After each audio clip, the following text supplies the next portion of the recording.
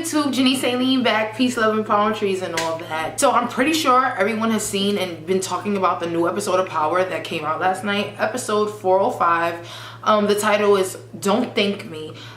Honestly, I know I said last week was like my favorite episode in a while, best episode.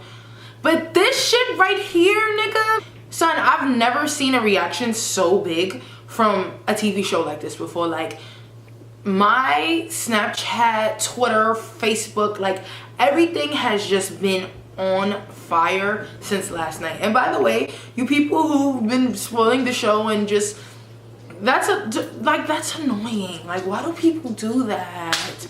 If this is your first time watching me, please click the subscribe button and give me a thumbs up on this video, guys. Alright, y'all, so I'm gonna be completely honest with y'all. I already filmed this video and accidentally deleted it before I even uploaded it to my computer. I was all cute and everything. Now I'm just like as is, and I'm just gonna re-record it, and hopefully everything is just all good and smooth. So let's fucking get into Power Talk, y'all. So if you remember last week, the episode ended with Angela seeing the surveillance about how Ghost didn't actually go and hide the gun that they had found as evidence. So now that she believes that he's innocent, she doesn't know what to do. Like, she's all fucked up in the head. So this episode begins with her just running, sprinting in the Hudson or wherever the fuck they are in the city. And she's with her sister, and her sister's like, what's good? Like, what's wrong with you or whatever? And she's like talking to her about the case and what's bothering her and how she thinks she's innocent. Now, at this point, her sister's already over it because her sister has been over Ghost since they was fucking around and she found out that he was married and all type of shit. So she's not really fucking with him like that. Angela then goes and tells Mike about the surveillance, what she saw and how he didn't plant the gun and how they should present this in court and to the rest of the prosecution team. He's like, no, it's out. Like, that evidence is out anyway. I don't think we need to go any further with this. Like, he's just trying to avoid it because it's obvious that Ghost didn't plant that gun. So he's not trying to even have that out there. Then Cooper Saxon. You see, I've been paying attention to names, guys. So, like, I'm on point now, okay? Cooper had brought some information to the team, which was a $7 million check that was written to Ghost from Tommy. And they're gonna try to use this as if Ghost was paid off to kill Greg. Angela's just like, you can tell she's all fucked up in the head with this. Mike is just still like moving funny. You know what I'm saying? You can tell he's very uneasy. Then you got little old Lakeisha here rolling a little blunt or whatever, laid up with Tommy. You can tell they just finished smashing or whatever. And at some point, like, she just asked him, like, so whatever happened to Holly? Like, I know that you guys were serious or whatever, and she's gone now, and I don't want to make the same mistake she made, so what happened, you know? And he's like, at this point, I love this scene because the camera, like, pans out on his face, and it is, like, so serious. Like, you can tell, like, he's, like, in shock or, like, very alert at that point because nobody's asked him about Holly in that kind of way. And we haven't seen anybody even mention Holly this whole season. So he just brushes it off like, huh, what you said? And she could tell, like, I know she didn't know that's why he didn't answer, but she probably just figured, like, this nigga don't want to talk about his ex, so I'm just not gonna say nothing. Tasha and Lakeisha are picking out an outfit for her to wear because Silver, the Ghost attorney now, is trying to convince her to testify in court. So they're looking for something to wear or whatever. By the way, sidebar, I think that I wonder where this whole thing is gonna go with Silver and Tasha, because I feel like there is a little vibes between them. Like, he was feeling her, I don't know if she was feeling him. He not all that, so I hope Tasha don't even go there. So she's with Lakeisha, and Lakeisha's phone buzzes, and she gets a text, and she looks like so disappointed. You know, like when you fucking with somebody, not even if you fucking with somebody, but like, yeah, if you fucking with somebody or just talking to somebody or in a relationship with somebody, like when your phone, your hotline bling, like you be wanting it to be that person. Like you really be wanting it to be like, see my nigga texting me, y'all. Like, and when she sees not him, she's like, all right, who this? Like, you know, it's that type of disappointment thing. So Tasha's like, who do you want that to be? And you know, Lakeisha is all open, like, ting, ting, ting, ting, you know, he got this and he a white boy and he got flavor and he this and he that and he piping me out, basically is what she was saying. Tasha's like, The only white boy with flavor I know is Tommy. And you know, Lakeisha was very hot boy with it. She didn't play it off at all. She tried to, but she didn't really play it off at all. So Tasha really caught on. You know Tasha a smart bitch, bro. Hashtag Team Tasha. Tasha confronts Tommy like, yo, since when you been fucking Lakeisha? Like, cause you know 2 + 2 is 4. He basically just tells her, listen, I had to protect her, and then next thing you know, we fucked a few times. See, this scene to me was like a real signature scene. Like, it was a real significant scene. I'm sorry, not signature. It was a real significant scene. And when Tasha asked about Holly, and Tommy just really said the truth. He was like, listen, she didn't leave me. She didn't run away. Like, she's dead. That shit was just like so real to me, because like I feel like this is the first time Tommy has actually said it out loud. Like, granted, we know that Ghost know, because Ghost found him with Holly and Ghost helped him, you know, put Holly, like bury her or whatever. But this was the first time that like he's actually like admitted to it, and he's just telling her like, listen, like I thought she killed Ghost. I thought Ghost was dead. Basically, he was telling her like, listen, I had to do what I had to do. Like, I thought Ghost was dead. I thought she killed him, so I had to do what I had to do. He was so upfront about it. And I'm so dramatic, because why did I lower my tone and change my tone? Because like I thought this scene was so serious that I need to change my tone for it. But Tasha was real like, listen, you had to do what you had to do, and we family, we gonna protect each other, so I got your back no matter what. Like I told y'all in the last Power Talk, Tommy don't feel for Lakeisha like that. Like, the only girl that he loved was Holly. Tasha tells him, listen, you may not feel this way for Lakeisha, but you gotta keep playing this role, because you never know what's gonna happen. You know how bitches get when the D2 bomb and you know, you get in your bag, and she might flip. Like, first of all, I've been said Lakeisha was gonna flip. Tasha's like, listen, basically kind of like what she told Ghost in season 1, season 2 with the whole Angela situation. Like, listen, you gotta keep fucking that bitch. Like, you can't stop now, because then what's gonna happen? You know what I'm saying? Like, you gotta just keep fucking her, because you never know where this shit is gonna end up if you hurt her. Hurt people, bro. They're back in court. Ghost ends up taking a stand, which I gagged, like, because we thought this whole time Tasha was about to take the stand. Like, she was actually sitting up, like getting ready to go sit up. And they said James said, and here come Ghost with his suit looking sharp. Yo, that's a man, honey. So Mari Hardwick, baby. That's a man in that suit. Okay. Takes the stand basically saying that he's not a killer. And here goes Mike. I have no patience with this man, Mike. Basically like painting this perfect crime scene of how this shit happened, like how Ghost killed Greg. And it's so crazy because he's able to paint this shitty fucking scene because he was the one who did it. So all of this that he said that Ghost was feeling and the way he went about it is because he's the one who did it, and it's exactly how he felt. As the audience, we can see how this shit is affecting him and how it's like eating him alive. And it's you know what I'm saying, fucking with his mental. I mean, to everybody else, he's painting a good picture, you know, like prosecution, you know, doing all of that, going with the team and everything. But to us as the audience, being that we know, we can definitely tell. He just basically riles Ghost up, and Ghost like, I did not kill Greg. Like, that did not happen. You know, he kind of loses his cool. Not as bad as the homeboy did last week when he called that man a motherfucker and everything. Speaking of, what happened to him? Because we ain't seen that nigga ever since.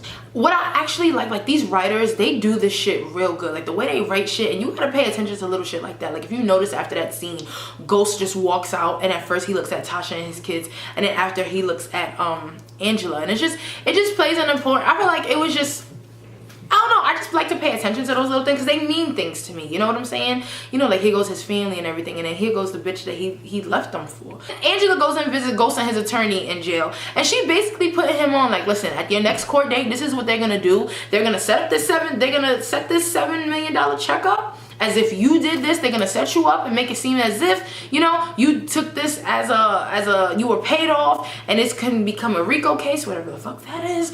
And yeah, so this was gonna happen. So basically, like, you need to be prepared. Listen, baby, this fucking scene right here, Charlie Murphy comes into, I don't know his name. See, I told you I've been paying attention to names, but this nigga name I never caught.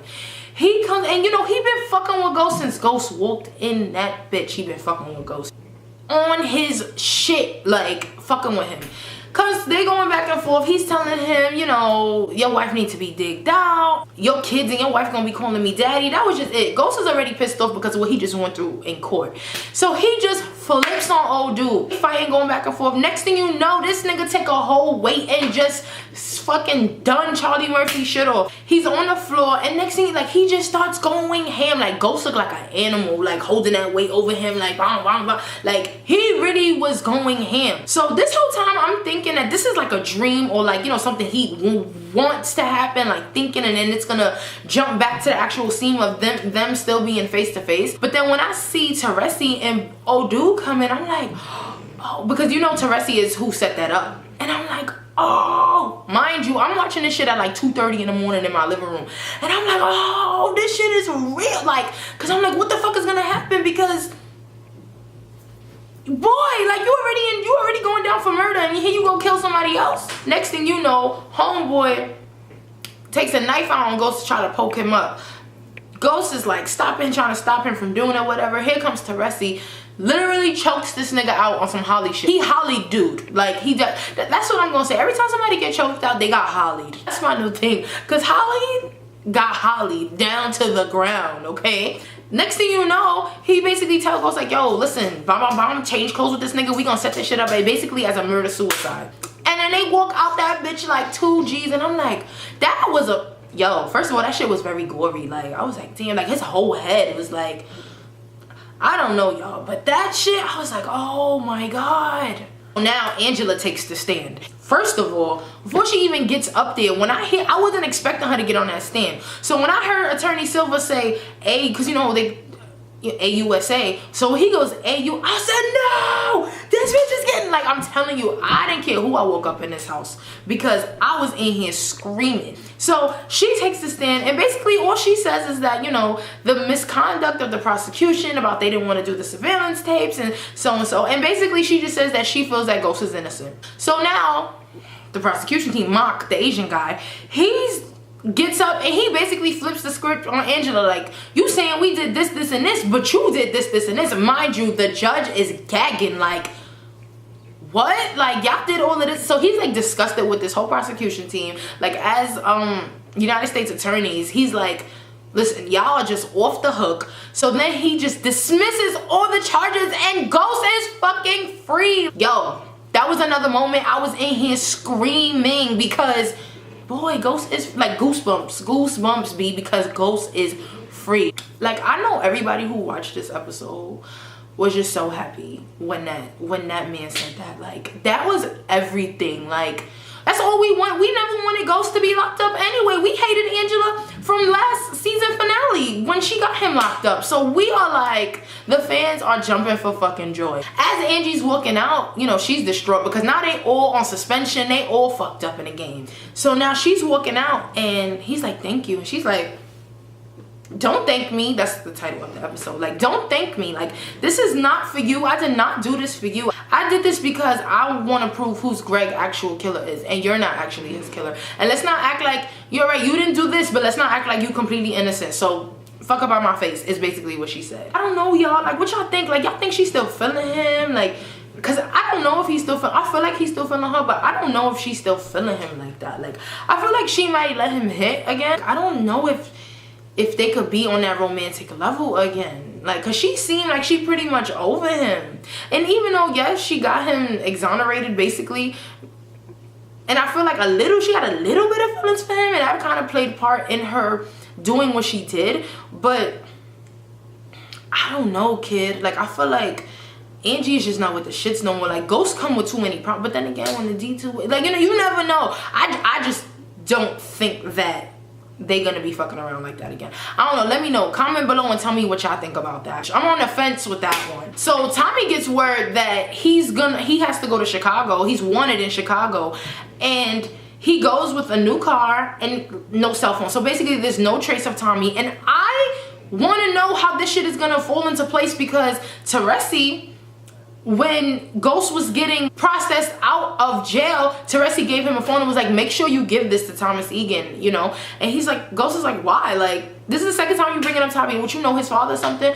Homeboy like, yeah, you could say something like that. Because he is his father. And y'all know that, because I said that last week. And he's like, he kind of blackmailing Ghost again. Like, listen, if Tommy doesn't get this, then everybody's gonna know what happened in that weight room. And you know, this nigga's an OG. He in there for life. He don't got nothing to lose. I don't know what's gonna happen. Like, that's gonna put Ghost into some shit because he really, like, Tommy's MIA. So my homeboy said that he doesn't think Tommy's gonna come back to the season for a while. Like, he might not come back to the end of the season. And I don't really think that.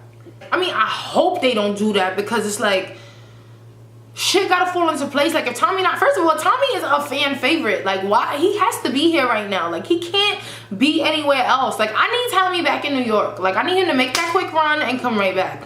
I don't know. What y'all think? Y'all think Tommy's gonna be gone for long? Do you think something's gonna happen to him where therefore he can't come back? Or I don't know. Let me know what y'all think about that one. So Dre and Kanan meet up because, you know, he a little bitch boy and got to give Kanan his money or whatever. And they're in some club, and next thing you know, Julio sees Dre and Kanan talking. So I'm like, yes, now finally somebody fucking sees him, because like I said, this nigga has just been walking the streets as if nothing. Like, and everybody's calling him Slim. It's like no one recognizing him to see that who he is. I mean, did he fucking reincarnate himself? It's just, it's been weird to see him just be so normal and nobody know who he is. So now the way it ends is that Tariq and Kanan are supposed to meet up or whatever, and when you know, next thing you know, we see Jukebox there, and basically her plan is back in motion to kill Tariq and to kill Ghost now that Ghost is out of jail. Okay, this is kind of boring now. The way I feel about this is that it's this whole kidnapping shit that they doing with Tariq is they dragging it out. Like, what are y'all doing? Are y'all gonna kill the boy, kill his father, or is he gonna be down with y'all, or what is it gonna be? Because at this point they just dragging this whole storyline out, because Tariq been with Kanan and Jukebox since the ending of last season. We already in the middle of the new season, and he's still fucking with, actually he's with the shits now. So what's the next move? Something gotta happen. I don't know. I feel like they just gotta pick this up already. Like, either Tariq gonna die or come close to death or go back to his parents or be there, because it's not like he's even there against his will anymore. Like, he's there because he wants to be there. This shit is just getting real old. And that's how they ended the episode. So I mean, come on, like, let's pick it up, because the season has picked the fuck up, but let's get to the point with this whole Tariq shit, because at this point nobody even care about Tariq no more. Everybody want him dead. Like, honestly, the two people that are most hated in this show is Angela and Tariq. So Tariq is not even cared. He's not even a factor anymore. So they need to do what they need to do with him and keep it moving. I don't know, but this episode had me really, like, in my emotions. It was a real spicy episode, man. And I know y'all all feel the same. That's why I feel like I had to come on here as soon as possible. Like, even though my video got deleted, I just had to come and re-record a new video, because that fucking episode, boy, like, that episode was so good. So I mean, tell me what y'all think. Tell me y'all theories, if y'all have any theories, or if y'all agree with what I said, or you know what I'm saying, disagree. Let me know, comment below. I cannot wait for next week. We got 5 more episodes, y'all. This shit has picked up, so they need to keep it up, okay? Thank you for watching. Peace, love, and palm trees.